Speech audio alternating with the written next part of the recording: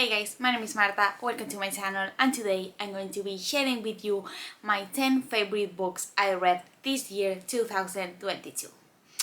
I am going to go through the list backwards, so starting from number 10 and finishing with my favorite book I read this year.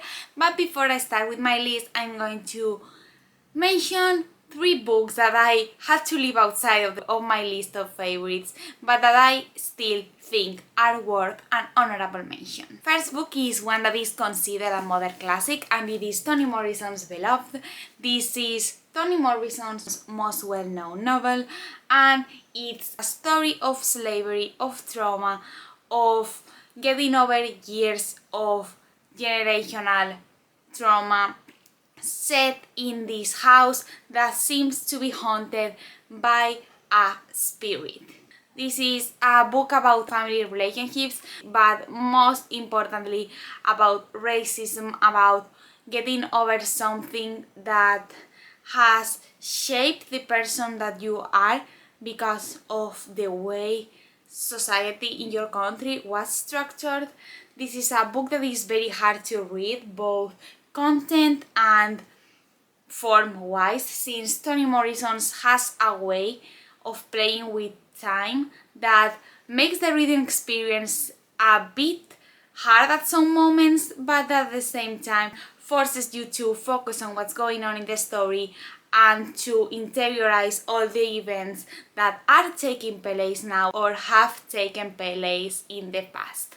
This is a book that I am most likely going to reread because I do not feel like I've gathered everything from one first read, but despite that, it's one that I overall really enjoyed. I really enjoyed how she played with the gothic elements and with the horror themes that we are used to seeing in gothic novels. This is a book that I highly recommend. It's a hard one, as I have said, but it's one that it's a very important read. Next honorable mention is Frozen Kingdom by Yang Gashi.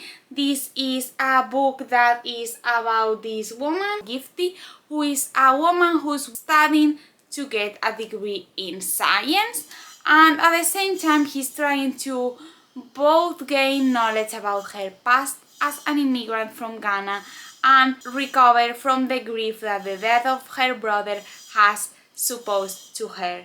This is a book that in a not big amount of pages tackles very important themes.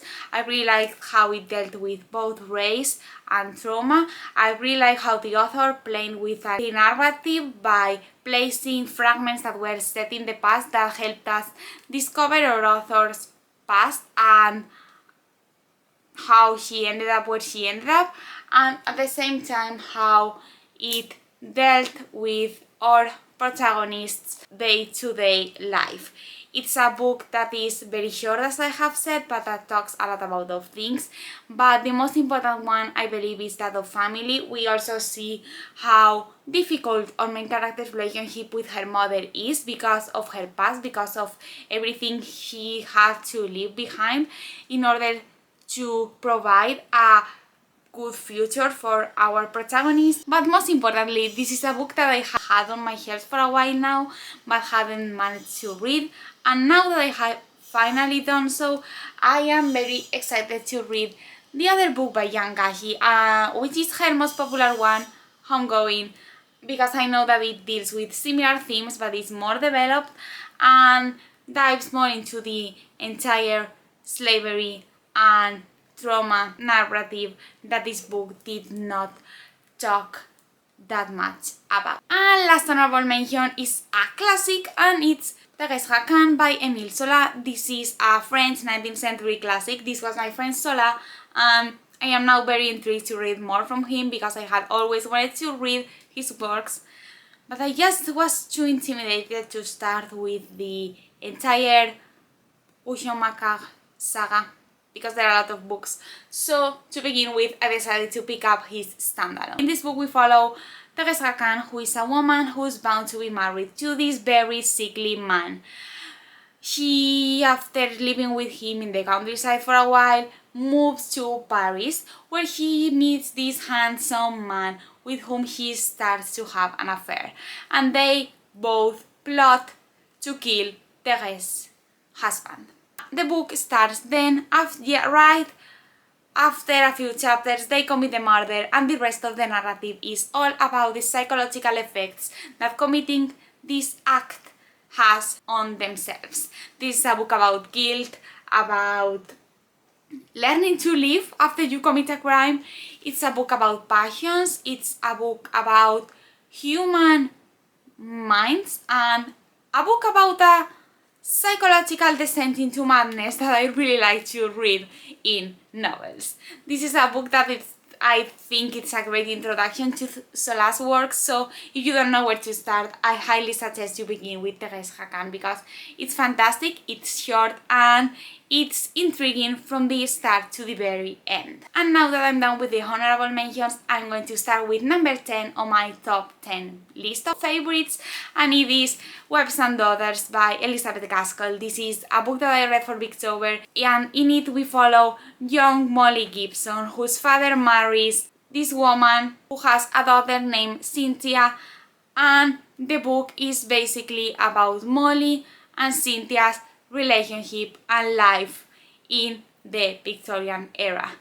The book is basically an analysis upon this bourgeois society, upon people's egoism, and a good portrayal of the different ways of seeing the world that existed between older and younger generations.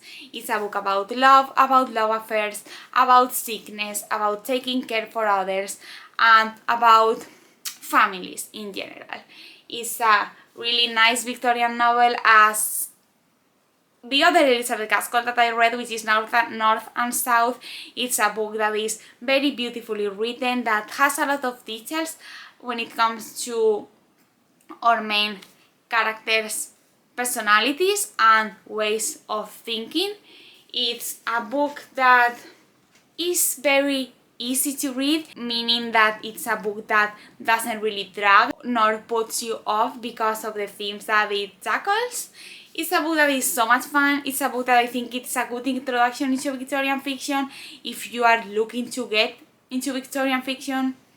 So yeah, Webs and Daughters, really enjoyed it, made it to my top 10, and I cannot wait to continue my Elizabeth Gaskell journey because he's one of my favorite Victorian authors, and there is no reason for me to not read more from her. Number 9, we have Bonjour Tristesse by Francois Sagan. This is a modern French classic from the mid-20th century, I believe. This is a book about a young girl's life in the south of France during a summer. It's a book about first love, about getting to know yourself and your own feelings.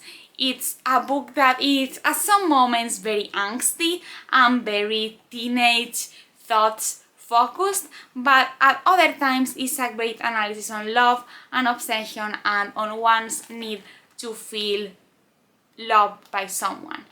It's a book that also features this very weird relationship between our main character and her father, and it's a book that both portrays our main character's love affairs and her father's.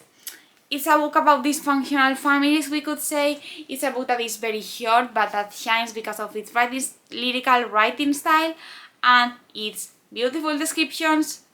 But it's, most importantly, a book that I think is perfect for everyone who likes to read books about sad girls, angsty for love, who are still teenagers and learning how to live in this world.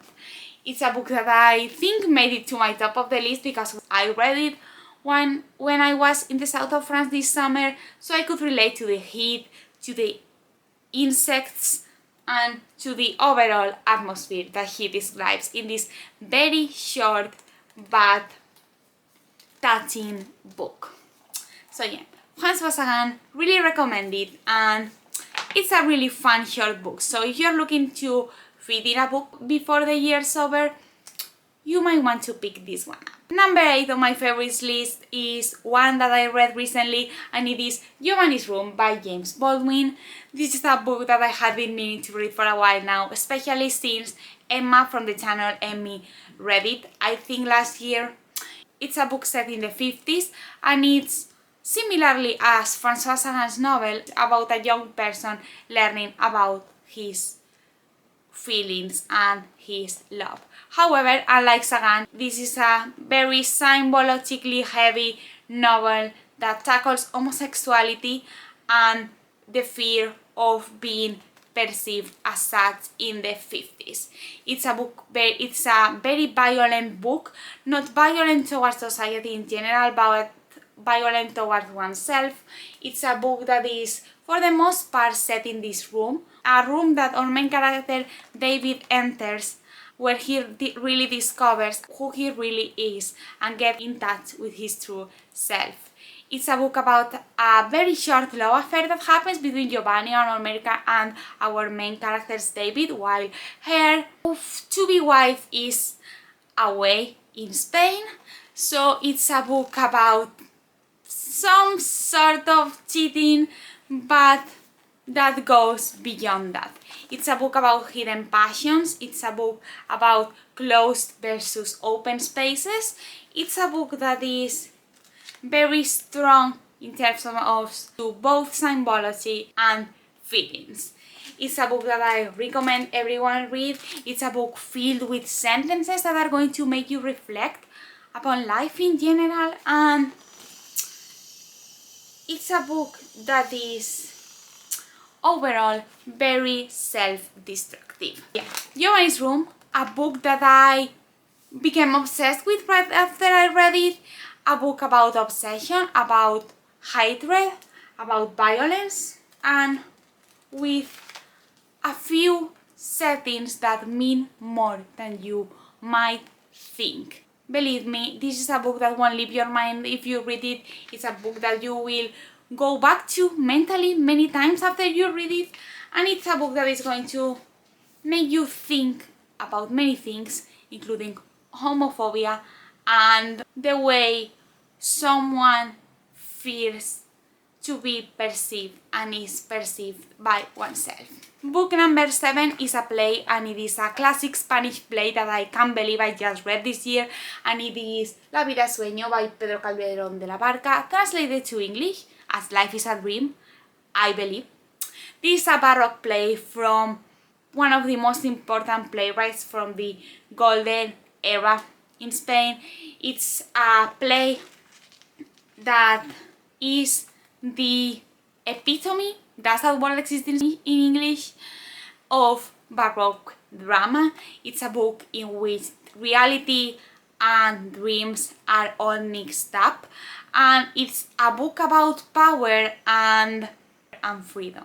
The overall plot of the play follows Sigismundo, who has been captured in a tower by his father, but who is meant to be the king's successor. It's a play in which many things happen, and I somehow can't explain them without going into spoilers, but believe me, if you like plays that make you think, that really reflect on reality, the real world versus the dream world, the freedom one has versus the way he is made to do some things, you will most likely love this play, and your mind will be blown by it, because not only it's amazing theme-wise, but it's also amazing in terms of writing. I don't know how the English translation can be, but the Spanish version, the original version, is just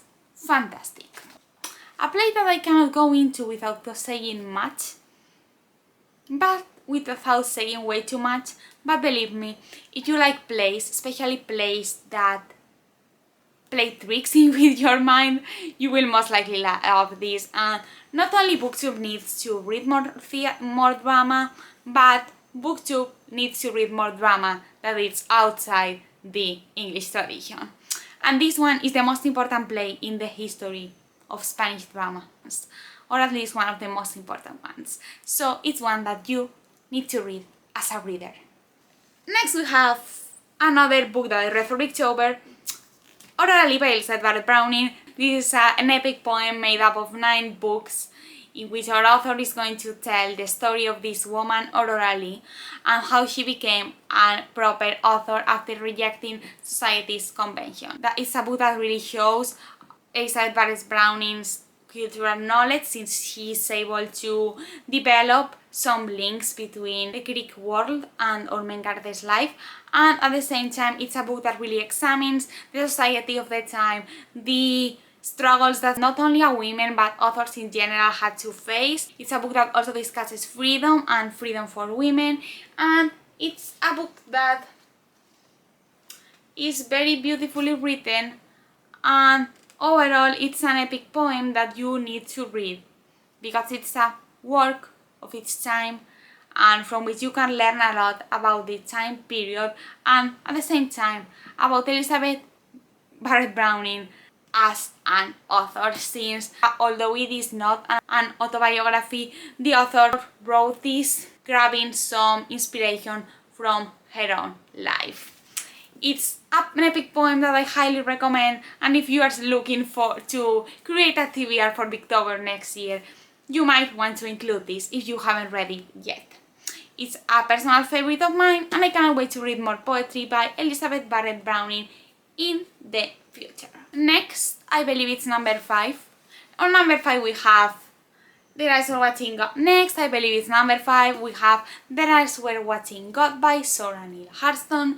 This is a book from the Harlem Renaissance in which we follow our main character, whose name I have now forgotten. This is a book from the Harlem Renaissance in which we follow Janie, a woman that at the beginning of the story goes back to the town and gets to tell her life story and how she ended up where she ended up.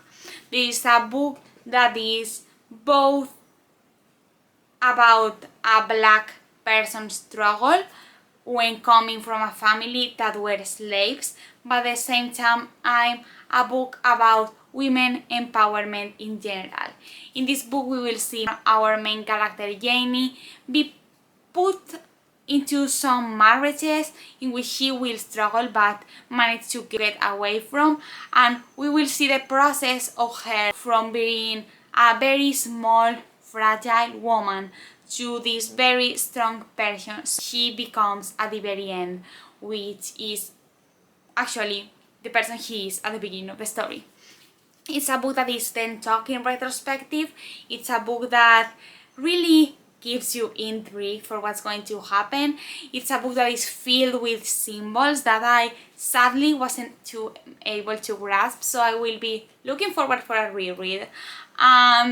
It's a book that is very important when it comes to empowerment because as I have said, this is a book that is double empowering since it's about a young black woman learning to live and finally getting at the very end of the book the happiness she deserves and the place in the world she should have gotten at the very beginning. It's a book that features violence, that features some scenes that are very sad to read, and it might also be a book that is hard to read when it comes to the way that the author words the sentences, since it's written in dialect and that is not something that is the easiest thing to read, especially if you are not an English native speaker as I am, but it's still a very fascinating novel to explore, a very fascinating character to follow, and an author that I want to read more from. So if you have any recommendations of any other books by Zora Neale Hurston, I demand you tell me what to read next from her in the comment section. But yeah, overall, fantastic novel, highly recommended. Not only because it's an important text, but also because it's very beautifully written and it's a book that I believe everyone should read at least once. On number 4 we have Lincoln in DeBardo by George Saunders. This is a book that blew up my mind late August, and it's a book that I became obsessed with from the very first page. This is George Saunders' most popular and I believe only novel, in which he takes an historical event, which was Lincoln's son's death, and reflects at the same time in the effect it had on media and how people reacted to it, and at the same time fictionalizes the Lincoln Salt's death, whose name is Willie, in a way that is very Dante-esque, since he is in what he calls DeBardo, where he will get in contact with many spirits from which he will try to run away to come back alive, but sadly he won't be able to. It's a book in which the author also narrates the effect that Willie's death had on Lincoln as a person. It's a book in which you will see Lincoln react to it and the effect Willie's death had in his family, but it's mostly a book that is intriguing and original because of the way it's written. It's a book that mixes historical texts and historical reports with this fictional story, and it's a book that has different levels that are very interesting and fun to see featured. It's a book that it might be hard to read at some moments, but also a book that might seem historically scary if you are not much acquainted with American history. But if someone who doesn't really know much about American history, was able to go through smoothly and enjoy every single second of it, I believe you can too, because I'm stupid and I managed to read it and fell in love with it, so you probably can. This is a book that is fun, that is going to keep you intrigued until the very end, and that is going to make you laugh and cry and feel many things throughout the entire reading process. So highly recommend you read it. I understand the hype, and George Saunders is now probably one of my favorite contemporary authors. And I was going to say that I cannot wait to read more from him, but I am currently reading his more recent publication, so Liberation Day, a short story collection, and I am really enjoying it, so yeah, I cannot wait to read more from him after I finish Liberation Day. Because from this book, what I gathered was that he is a fantastic author, that he really knows how to tell a story, how to keep you intrigued, and that he is very postmodern. He really knows how to play with many different things and make up a cool story that is going to mess up your mind. And yeah, fantastic book, please read it. And now that we are getting to my top 3, we have an obsession of mine, A Fairly Honorable Defeat by Iris Murdoch, another book that I have a review of. Go watch it for more well-thought thoughts on it. But yeah, in this book we follow a huge cast of characters whose lives get intertwined after the arrival of Julius King, a man who has a past story with most of them and who is going to start messing up with everyone's relationships. This is a book about secret love affairs, about conspiracies between people. It's a book that is very mundane in terms of topics, but at the same time is very fucked up, and not a single character is innocent in it. It's a book that really keeps you intrigued from the very beginning until the very end. It's a book that develops just as a play does, so things get messier and messier. It's a book that is really funny. It's a book that, despite the huge amount of characters, introduces them to you in a way that doesn't feel overwhelming, and at any point of the story did I get lost in them. It's a book that is fun. It's a book that may really make you think upon the characters' morality and choices they take. It's a book that is fantastic. It's a book that has made me become obsessed with Iris Murdoch stories, and I am very intrigued to read everything she has ever written because she's fantastic. I love her writing style, I love her stories, I love her morally ambiguous characters, and I love the fact that she both makes me laugh at the same time that I am debating on whether what these characters are doing and saying is moral or very much fucked up. Next we have the first book I finished in this year, and I just remembered that I forgotten to add the books of Jacob into my honorable mentions, so here's that. But yeah, the very first book that I finished this year was S by Slavenka Drakulik. This is a non-fiction, fictionalized story of the struggles of our main character named S who became a woman who became a war prisoner during the Bosnian War. It's a book that is very heavy in terms of themes, in terms of things that are discussed. It's a book that doesn't really shy away from showing you the violence that goes on in these war camps. It's a book that is very sad and gruesome, but at the same time very needed.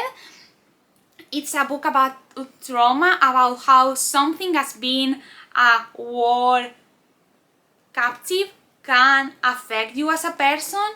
It's a book about every single negative thing that can go on in in concentration camps.